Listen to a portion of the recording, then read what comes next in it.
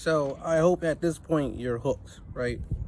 You like listening to my analogies, and me telling you what the book taught me, and maybe that encourages you to then go read some books yourself. I was talking to a friend of mine, and essentially, he's older than me, and I started. A lot of people tell me that I'm an old soul, and you might already pick that up, right? And a lot of people think I'm older. I've gotten like people that say, "Oh, you like 31, you 35, you 38, right?" And I'm like, I'm 26. But it's how you perceive it, right? Age is a number, but your mind could be quite more wiser than your age or your physical body. So I do have friends that are older than me because I want to have a whole like I want to be diversified. Like I want friends younger than me. I want friends who are the same age, friends that are older than me. So then that way you could you can balance how you interact, right? You might teach the younger person, that middle-aged person who's in the same age group as you. Y'all can be relatable in things, and then the person who's older than you can teach you what they would like to teach you, right? They don't necessarily, I don't think that's the task at hand of what they're trying to do, but I think that's just what is happening because they've lived longer than you and they've seen more than you and experienced a different era than you. So then they enhance, and in hindsight, they end up teaching you things that over your friendship, right? So, older friend of mine's was basically saying like, reading for him saved him in the streets, right? He grew up in a rough neighborhood. His mother like enforced him to say like, you're gonna know how to read, and once you understand like the power of knowledge and what it does for you will be unlimited. Because there's a part that I write down in one of the books that you'll hear and you're gonna be like, yo, that was like huge, right? And I remember, so I'm dyslexic, and like I remember growing up, I didn't know how to read all the way until probably like, I want to say, well, I was like in third grade, and I had like a reading level of like a kindergarten. Like it was just weird, right?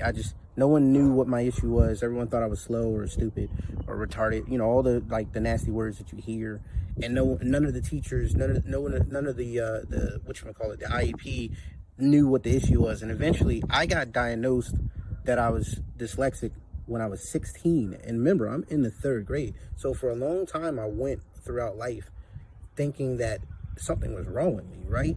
Obviously, there was something, but it was just a form of how I learned. So everyone else, for a long time, I just thought that I wasn't really that intelligent, right? And that's a hard hit to yourself. That's why a lot of people might have issues, because they have insecurities and they don't really know what their insecurity is. That was just one of mine, of the many, right? And I overcame that, right? And I just kept pushing on. And I remember like third grade, I just didn't really know how to read. Teachers would like pressure me to read, and then I would just get made fun of because I didn't know how to pronounce any of the words. And I didn't learn hook on phonics the same way as everyone else, so I had to learn to memorize the word. Like I would write it down 10 different ways, write it in sentences, and then I would learn what that word was, and I would just repeat it, and then I would just know like a simple word like car. I would know it's C-A-R, right? But how you would learn hook on phonics with vowels and everything else, I didn't really learn that way until like I was older, and I still didn't really pick up on it because it was the way how I learned. And I was just really good with math and numbers, but like reading just wasn't my suit. So I always hated reading when I was growing up. And then I got to like later on in life at 16, and then even in college, and like I graduated high school, things that people never thought I would do. Graduated college, like just so many things I did that I didn't think I was that I knew I was gonna do that everyone else thought I wasn't gonna do, right? And it's just that's one perspective that you see. It's one extreme to the next.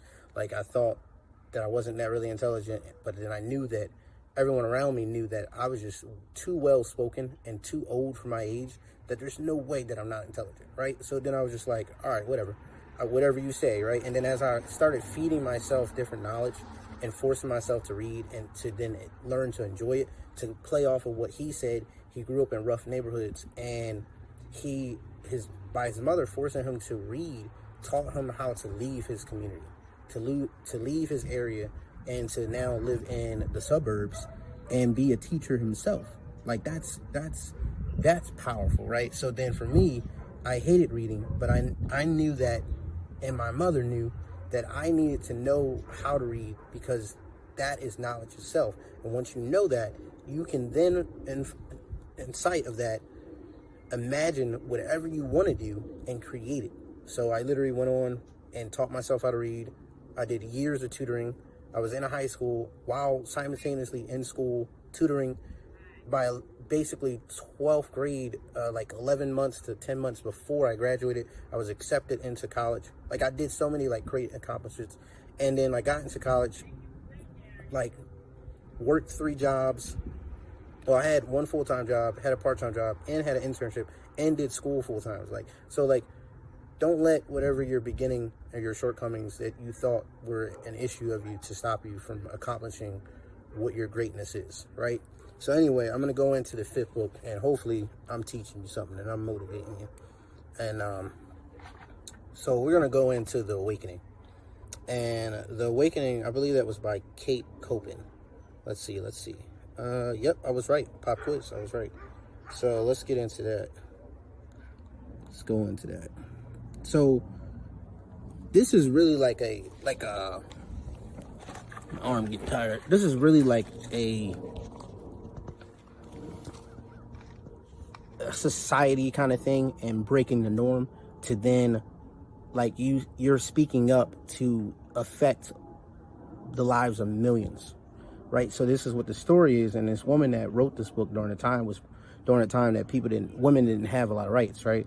So, and they weren't really supposed to know like how to have education. So that's another thing about why I said what I said in the beginning about the form of education, because knowing how to read and write is your power, how you write your story, right? So essentially the theme is like a twisted tale meant to push the envelope and the boundaries of society and self-love, right? A haunted, profound story, but a just end to disrupt the time of women's rights and the first of its kind, feminism, right?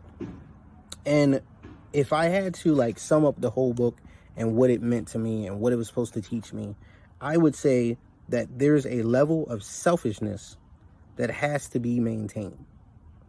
And I didn't learn that until later on in life, that because I was always like selfishless, and I was like, I'm gonna do for others before I do for me. And as I got like, I realized I was an introvert and all this other stuff, and I was like, I need to do for me. Like, I need to build me. I need to educate me before I can educate other people, before I can help other people. I need my time before I can give you my time. You know what I mean? Like before I give you my time, I need to provide for me that I can then afford to give you my time to then help you, right? So that level of, selfishness that has to be maintained. You can look at that multiple different ways, right? Got a car coming by. All right. You can give up the non-essential things, your money, even your dreams, goals, your life, but you can't give up you, right? So that's a whole nother perspective, right? You got to live for your kids. You can't die for them, right? You got to live for yourself, but you may be able to give up a lot of things that are like materialistic, but you still can't give up you, your mind, your body, your soul, right? That's what that means. Just because you have everything doesn't mean you don't find yourself in times of unhappiness, right? Just because we might idolize how rich people live, and you look at them and say, man, they got everything. It's no way that they can be sad. That's a lie. They're still human beings, right? So that's a lie. Stop, take that mindset out of your, take that thinking out of your mindset, right? And then here goes another one.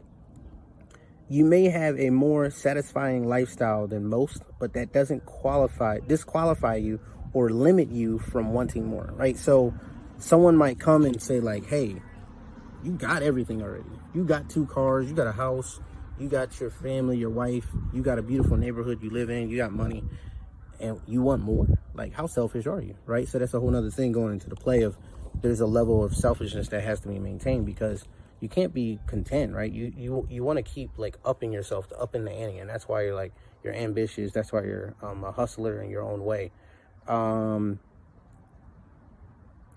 We can find ourselves in moments of frustration due to the lack of progression, which will alter the small moments of pleasure we forget to take, right? I've been working like nonstop for like ever. Like, I might have took breaks, but really the breaks were like education purposes. Like, I never really never didn't have a job, and if it wasn't a job, it was always work. So I just remember working from a young age all the way up till now. And sometimes you got to be like, you got to stop and smell the roses, right? So today I was like, I got a lot of work to do today. Anyway, I got a lot of people that want to see me and meet up, but I haven't been going nowhere because of the pandemic. And I just had to say, like, you need to stop sometimes and just come outside, get some fresh air, feel the sunlight on your face, just close your eyes, meditate, just listen to the noise, the nature noise, right? You hear the birds, you hear cars, you hear a bunch of different things happening, right? Like, you can do this with me while I'm doing it. And it was just like that aspect. I had to slow down and take the small things and don't take them for granted, and like enjoy them, so then that when you're chasing the ultimate prize, you know how to appreciate it. Boom, right? All right, cool. So I'm gonna drop my phone there. All right, this is kind of hard, right? And I'm gonna say it anyway. Have you ever pondered on the ethics of your expenses on overvalued items while others are living on $2 a day? I'm not trying to attack anyone with that message, but it's like the whole part with the selfishness, and why I, in the beginning where I said that, you can give up the non-essential things, your money, even your dreams, goals, and your life, but you can't give up yourself, right? And then when going back into that part, is it even ethical to say that you're spending $500 on one thing when most people are living on $2 a day? So it's just like, it's to humble your mind. So it's not to attack anyone, it's just to say that maybe we should humble ourselves when we're doing and living a nicer life than someone else, that you shouldn't put someone else down because they have less than you and you feel like they're just uneducated or ignorant or whatever, and maybe you should have a different view on their lives and maybe not spend that much money that day and just be a part of the great society you are in. And then I just got two more things. Do you ever think about the devastation of what is happening to your planet, right? That's a whole nother topic. Do you think about the things that you're doing that's harming it, that you're contributing to it? And there's a lot of ways you can take a part of that and take away from that. And then this one, these tough questions can pass through your mind. Should I be doing charity work? And do I believe that I'm worth more than others? That's a whole nother thing about the whole part of like the selfishness. Like, there's a certain level that you have to maintain. You can believe that you value yourself and your time, but should you say that you're better than someone else? That's a question you have to ask yourself, and that's not a question I can answer for you. For me, once you maintain this level of selflessness and you do for yourself first, then you can say that everyone else amongst you, this is for me, that what I'm saying, that they are worth just as the same, or not as, they're worth just the same as you, right? Once you give yourself the level of selfishness and say like, hey, you need to do X, Y, and Z before you can then provide to others. Now, once you've accomplished that one step, then when you're on this level, everyone else is the same. It doesn't matter how much money you have, how poor you are, we're all the same here. But we have to first give ourselves first, and then when you're at this level, then you're an equal playing field with everyone else. No matter how much you have, you're still the same. But you might answer that question differently. But basically, that's the sum of that book. The one thing that I learned is that you have to maintain a selfishness to yourself. There has to be a maintain of that.